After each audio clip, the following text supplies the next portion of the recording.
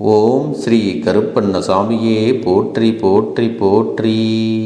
என் அன்பு குழந்தையே, நீ இவ்வளவு நாள் சிந்திய கண்ணீருக்கு பலனாக நீ விட்ட ஒரு சாபம் ஒருவருடைய வாழ்வில் மிகப்பெரிய பாதிப்பை ஏற்படுத்தி இருக்கிறது. ஏனென்றால் என் அன்பு குழந்தையின் சாபத்தை உன் அப்பன் கருப்பண்ணசாமி இன்று பலிக்கும்படி வைத்திருக்கிறேன். உன் அப்பன் கொடுத்த தண்டனை இதுதான் என்பதை நீ புரிந்து கொள்ள வேண்டும். இது அனைத்துமே உன் கண்ணீருக்கு நான் அந்த இடத்தில் கொடுத்த பதிலடி ஆகும் என்பதை புரிந்து கொள்ள வேண்டும். பதிலடி என்பது அவர்கள் வாழ்க்கையில் மிகப்பெரிய தாக்கத்தை ஏற்படுத்தி இருக்கிறது. இது உனக்கான பதிவாகும் என் அன்பு குழந்தையே. உனக்கு வாழ்வில் மிகப்பெரிய துயரத்தை எல்லாம் கொடுத்த நபர்களுக்கு நான் கொடுக்கும் பதிலடி என்பதை நீ மறந்து விடாதே. அதனால் என் வாக்கினை முழுவதுமாக கேட்டு நீ கூடிய விரைவில் ஒரு நல்ல முடிவை எடுக்க வேண்டும்.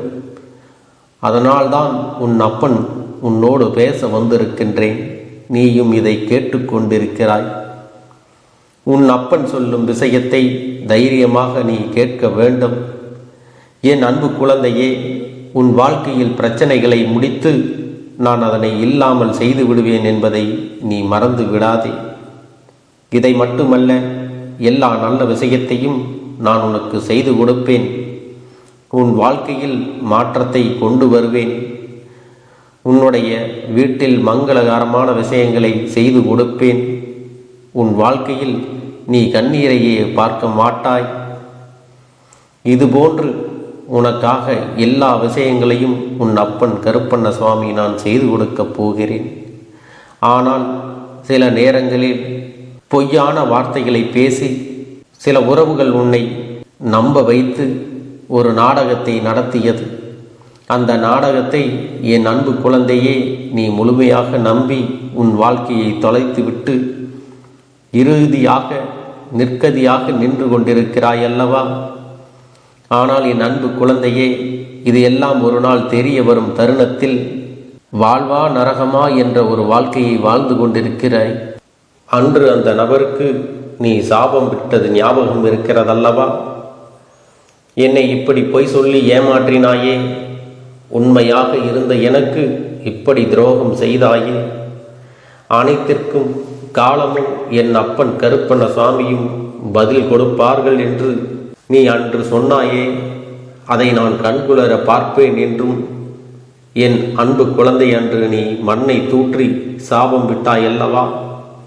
அந்த சாபத்தை தான் இன்று நான் நிறைவேற்றி வைப்பதற்காக வந்திருக்கின்றேன். அவர்களுடைய சுயநலத்திற்காக உன்னை பயன்படுத்தி கொண்டார்கள் அல்லவா? அதற்கெல்லாம் பதிலடி கொடுக்க வேண்டாமா? உன்னுடைய மனம் எவ்வளவு வருந்தியது, எவ்வளவு வேதனைப்பட்டது. நீ சிந்திய கண்ணீர் துளிகள் எல்லாம் அவர்களுக்கு தக்க தண்டையை கொடுக்கப் போகிறது.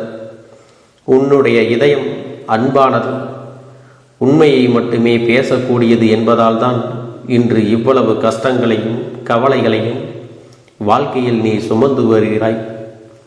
ஆனால் அவர்கள் வாழ்க்கையில் சுயநலத்திற்காக உன்னிடம் பழகி சுயநலத்திற்காக அனைத்து விஷயத்தையும் உன்னிடமிருந்து எடுத்துக்கொண்டு சந்தோஷமாக வாழ்ந்து விடலாம் என்று நினைத்தால் கண்டிப்பாக நடக்குமா?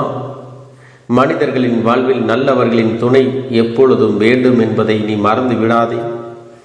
ஆனால் என் பிள்ளைகளை யாராவது ஏமாற்ற நினைத்தாலும், எவராவது துரோகம் செய்ய நினைத்தாலும் கண்டிப்பாக கர்மவினை ஒரு பக்கம் தண்டிக்காமல் விட்டாலும் உன் அப்பன் ஒரு பக்கம் இருந்து அவர்களை கண்டிப்பாக தண்டித்தே தீருவேன். அவர்கள் வாழ்க்கையில் தண்டனையை கொடுப்பேன் என்பதை நீ மறந்து விடாதே. இது என் அன்பு குழந்தையே, உன் கண் முன்னாலே நடக்கப் போகிறது. இன்னும் 2 நாட்களில் அந்த செய்தியானது உன் செவிகளுக்கு கேட்கப் போகிறது. ஏனென்றால் உன் உறவை நீ உண்மையாக நேசித்தாய் அல்லவா? உன்னை ஏமாற்றிய உறவிற்கு மிகப்பெரிய தண்டனையை உன் அப்பன் நான் கொடுக்கப் போகின்றேன். அது என்ன தெரியுமா? அதை கேட்டால் நீயே அதிர்ந்து போகப் போகிறாய். ஆனால் இன்னும் 2 நாட்களில் அந்த செய்தி உன் செவிகளுக்கு எட்டப் போகிறது.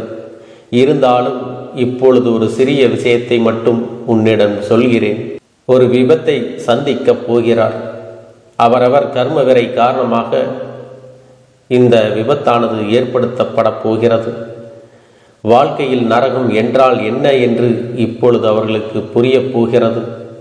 அவர்கள் எப்படி என் அன்பு குழந்தையே உன்னை வெறுப்பினை தூண்டும் விதமாக பேசினார்களோ அதற்கெல்லாம் அவர்கள் அனுபவிக்க வேண்டும் அல்லவா? ஒவ்வொரு தருணத்திலும் என்னுடைய அன்பு குழந்தையின் கண்ணீரையும் கவலையையும் துன்பத்தையும் துயரத்தையும் அதிகரித்துவிட்டு நாம் சந்தோஷமாக வாழ்ந்து விடலாம் என்று நினைத்தால் வாழ்ந்துவிட முடியுமா? இல்லை, வாழத்தான் உன் அப்பன் விட்டு விடுவேனா? நீ தைரியமாக இருக்க வேண்டும். என் அன்பு பிள்ளையே, உண்மையானது ஜெயிக்க சிறிது காலம்தான் எடுத்துக்கொள்ளும். ஆசையும் உண்மையும் இருக்கும் பட்சத்தில் உண்மைதான் எப்பொழுதும் ஜெயிக்கும். உன்னுடைய அன்பானது புரிந்து கொள்வதற்கு அதை பெறுவதற்கும் அவர்களுக்கு தகுதியே கிடையாது. ஆனால் இப்பொழுது நீ சரியான முடிவினை எடுக்க வேண்டும். ஏனென்றால் சில ஜென்மங்கள் வாழ்க்கையில் திருந்தாது. ஆனால் என் அன்பு குழந்தைக்கு நல்ல எதிர்காலம் இருக்கின்றது. அவர்கள் இனிமேல் உனக்கு வேண்டாம். உன் சாபத்தை பெற்றவர்கள் வாழ்க்கையில் முன்னேற முடியாது. ஏனென்றால் அவர்கள் எண்ணம் போலதான் அவர்களுக்கு வாழ்க்கையின் அனைத்து மாற்றங்களும் நடக்கப் போகிறது.